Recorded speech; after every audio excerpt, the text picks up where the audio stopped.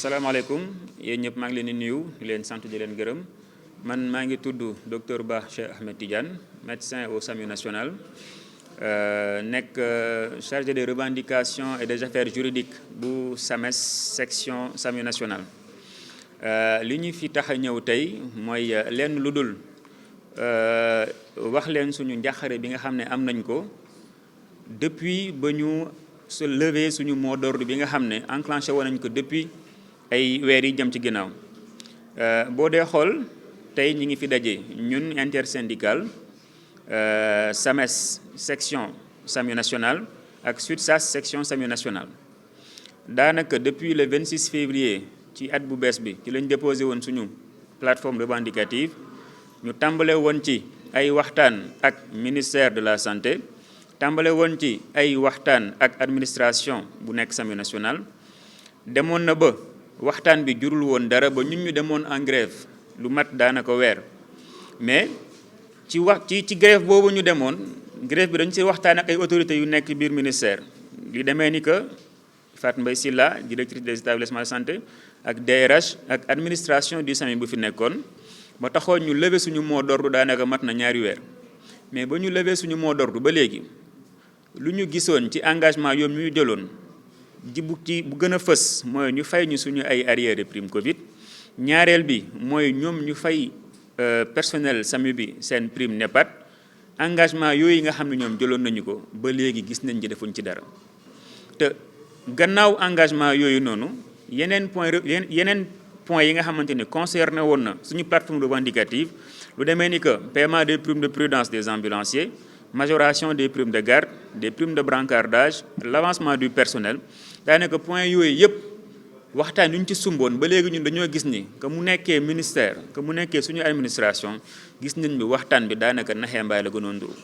te lu ñu poussé woon pour ñun ñu lever suñu mot d'ordre de grève daanaka promesse yooyu ay naxee mbaay la woon moo tax nag tey ñu taxawaat temm ne dañuy relancer waat suñu mot d'ordre de grève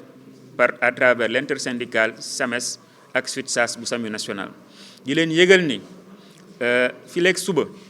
dinañu dem grève bu ñetti fan boo xam ne kenn du ko renouveler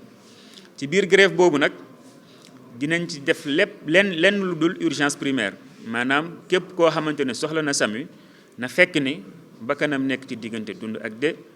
na fekk tamit mu nekk loo xamante ne accident grave la de la voie publique wala lieu de travail mais yeneen activité yépp yu ñoon def maanaam di wutal nit ñi place di coordonner problème mu maladie yi nekkee ci yeneen hôpitaux yi di dem ay couverture daanaka di dem aéroport yooyu yëpp dañ koy dakkal ci ñetti fan yi ñu nekk léegi nag loolu bu ñu ci jógee ñi ngi xaar nag suñu autorités yi que mu nekk ministère que mu nekk administration ban tànk lañ nar a taxawee gannaaw bu ñu yégée ñi dem nañu grève parce que ñi ngi leen di xaar ñu wooñu pas ñu nekkaat ci ay waxtaan parce que waxtaan def nañ ko lu bari xaar ñoom engagement yi ñu jëloon ñu matal ko ci diir bu gàtt que mu nekk ministère que mu nekk administration bu ñu toogee nag gis ni ñoom loolu yëgaluñ ko seen bopp dinañu delluwaat defaat grève boo xamante ne mën nañ xam fan la tàmbalee te duñu mën a xam fan la jëm ñun nag intersyndical SAMES SUTSAS ñi ngi ñaaxaat suñu ay naataangoo ñi nga xam ne ñoo bokk ci intersyndical bi ñu gën a taxaw gën a dëgër xam ni dañuy soobaat ci grève boo xamante ne ñi ngi xaar autorités yi respecter seen ay engagement ndaxte engagement ñoom ñoo ko jëloon pour mën a permettre liggéeykat yi ñu am seen ak seen yelleef suñu waxtaan yi nga xam ne amoon nañ ko bu njëkk ñi ngi ko seqoon ak maanaam njiit bu ci gënoon a mag biir ministère DRH la woon direction des établissements publics de santé ak direction générale des établissements de santé daanaka moom sax moo gënoon tax ñu yëkkati grève bu ñu enclenché woon te moo toogoon ne ñu mën na et dina ko def ñaan ñu njëkk ñu teggi ko bañ naka ba boo leen fàttalikoo génne woon na benn communiqué di wax ni SAMU national dem na grève mais ci point yu mu amoon yëpp ñoom ñaar rek moo leen ci soxal te ñaar yooyu ñu ngi ciy xar seen tànk tubéy xaar nañu leen déglu nañu leen dégguñu leen moo tax ñu war a dabbaliwaat suñu mouvement administration bu yees bi nag biir SAMU dañ leen di xamal lekk ni neewul ni dañoo toog que ñoom tamit dañuy continuer di doxal lu ñuy doxal rek que mu nekk njiit bu bees am na wala déedéet ñun suñu naxar ñi ngi toogee ak moom ba léegi donc ki nar a ñëw bees dañ koy xaar tamit ci moom bés bu yéegee mu gaawal baral pas ay waxtaan mais waxtaan yi nga xam ne seqoon nañu ko ak ñoom pour ñu matal ko dëggal ko ci lu gàtt. waaw moom dara daanaka ëmb ko ci li fi jot a am yëpp ndaxte buñ nee xool SAMU moo gën a yàgg SAMU bépp liggéey bu ci biir SAMU directeur bu fi nekkoon tamit moom ci adjoint mi la bokkoon ndaxte moo nekkoon chef de service de la régulation donc dara ëmb ko ci waxtaan yi nga xam ne amoon nañ ko ak njiit yu fi nekkoon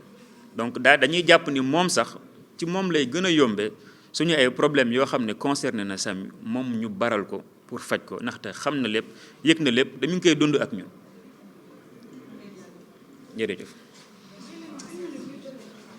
ci question wu Eugène Coly Eugène Kali avec un K ou avec un C d'accord pour répondre la un peu ci wàllu woowu suñu ay plateforme revendicative dañ ci dugal ne SAMU dafa soxla loo xam lu ñuy woowee médecin du travail lu tax ndaxte dañoo seetlu ne ci liggéeykat yi ñu ci ëpp dafa am ay feebar yu ñuy jëlee ci liggéey bi muy am njeexital ci seen yaram te tamit ci suñu ay biir plateforme am na lu ñu ci doon woowee prime de brancardage boo xam ne après dañ ko malheureusement dañ ko mujjee soppi parce que pour am ko da doon jafe ñu changer tur bi dem ñu dugal ko ci ay prime de garde ndaxte suñu liggéey dafa laaj ngay yëkkati malade bu diis yëkkati matériel bu diis ci ay conditions yu difficiles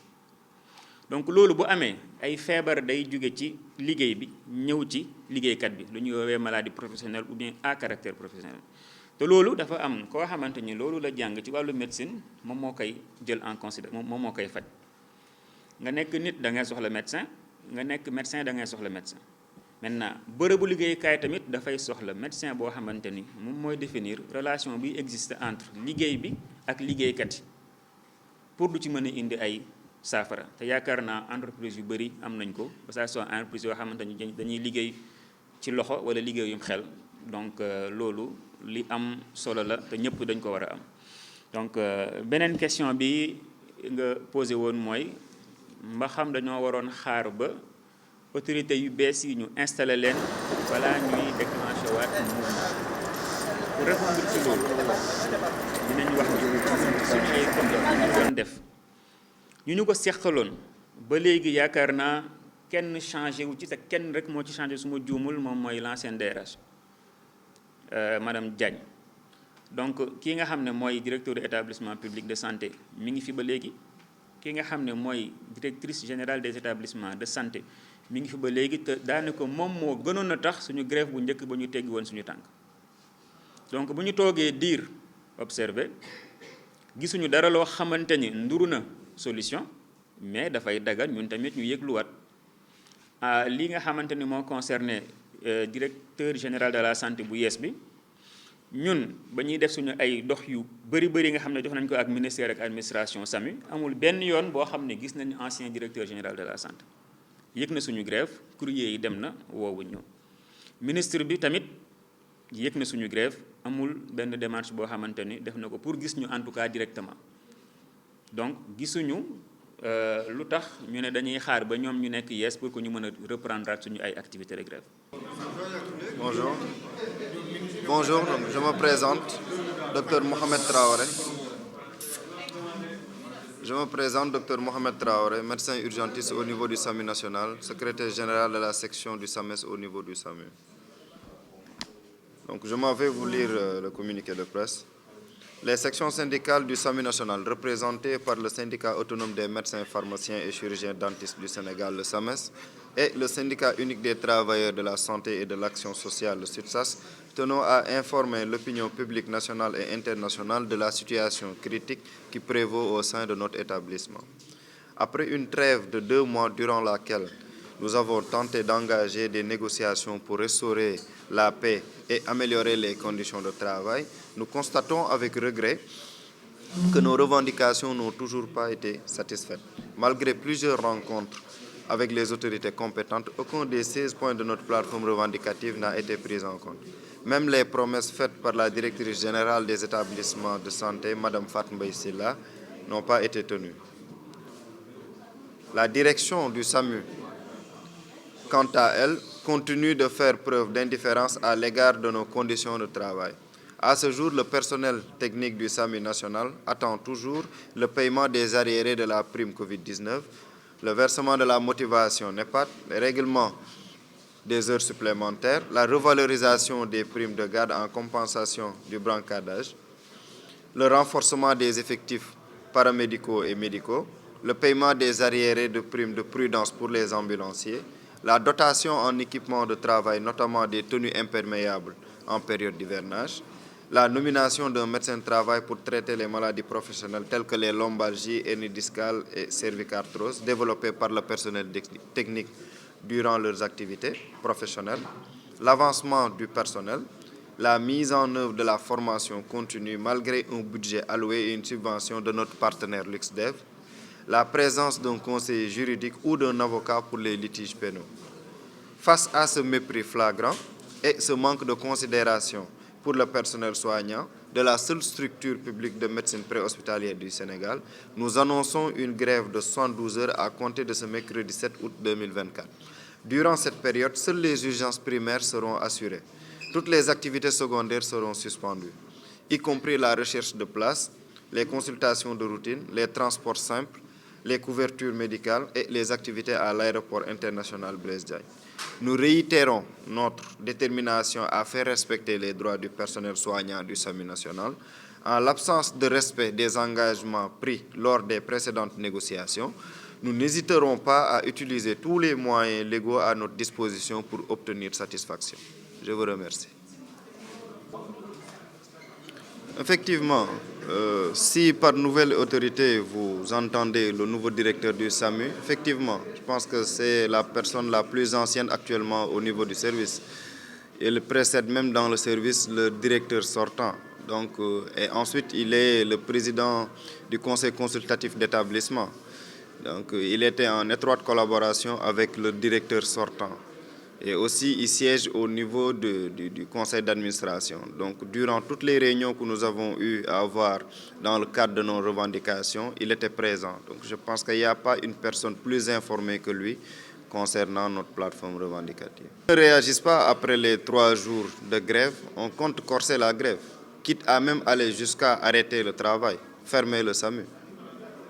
On est aussi déterminés parce que c'est notre santé et notre sécurité qui est en péril actuellement. Et au niveau de l'aéroport, on va arrêter les activités le temps de la grève. Maintenant, en dehors de la grève, nous allons reprendre nos activités. Mais si rien ne se passe, si on n'a pas une réponse favorable face à cette demande, nous serons obligés d'arrêter complètement, totalement l'activité au niveau de l'aéroport. En cas d'urgence, les autorités au niveau de l'aéroport prendront leurs responsabilités. Je vous en prie.